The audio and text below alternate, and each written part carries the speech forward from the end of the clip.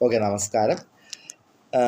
സൈക്കോളജിയിലെ കേറ്ററ്റിൻ്റെ psychology category 1 category 2 പ്രധാനമായിട്ട് DLEDൻ്റെ ടെസ്റ്റിൽ ആണ് പ്രധാനമായിട്ട് ഫോക്കസ് ചെയ്യുന്നത്.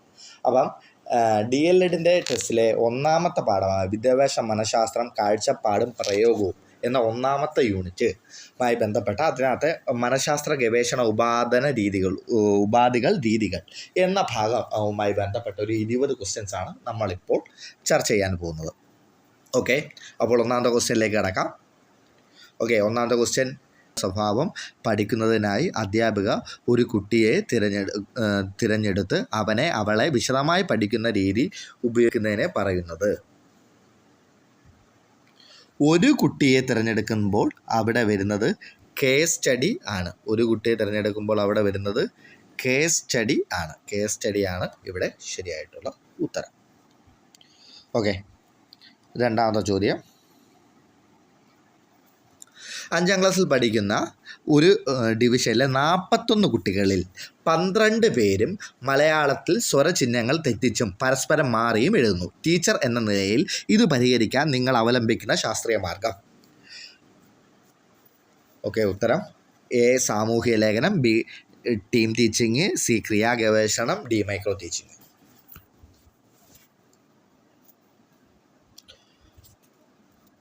ഉത്തരം ക്രിയാഗവേഷണമാണ്. ക്രിയാഗവേഷണത്തിൻ്റെ കാര്യം പറയുമ്പോൾ ക്രിയാഗവേഷണത്തിൻ്റെ മെയിനായിട്ട് വരുന്ന വ്യക്തി ആരാണ്? ക്രിയാഗവേഷണത്തിൻ്റെ മെയിൻ വ്യക്തി എന്ന് പറഞ്ഞു കഴിഞ്ഞാൽ സ്റ്റീഫൻ എം കോറിയാണ്. ക്രിയാഗവേഷണത്തിൻ്റെ മെയിൻ വ്യക്തി സ്റ്റീഫൻ എം കോറിയാണ് ക്രിയാഗവേഷണത്തിൻ്റെ മെയിനായിട്ട് വരുന്ന വ്യക്തി. ഓക്കെ, അടുത്ത ചോദ്യം, ക്ലിനിക്കൽ മെത്തേഡ് രീതി ആദ്യമായി അവതരിപ്പിച്ച വ്യക്തി.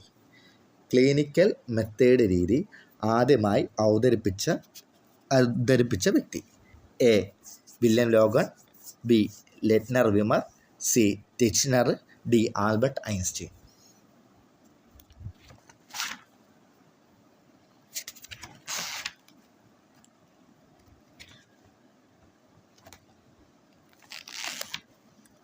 ഏതാണ്? ക്ലിനിക്കൽ മെത്തേഡ് ലെറ്റ്നർ വിമറാണ് ക്ലിനിക്കൽ മെത്തേഡ് ആദ്യമായി ഉപയോഗിച്ച വ്യക്തി. ഓക്കെ, അടുത്തത് ചോദ്യം, എല്ലാ ജീവികളുടെയും വ്യവഹാരങ്ങളെ പറ്റി പഠിക്കാൻ സാധിക്കുന്ന മനഃശാസ്ത്ര പഠന രീതി. എല്ലാ ജീവികളുടെയും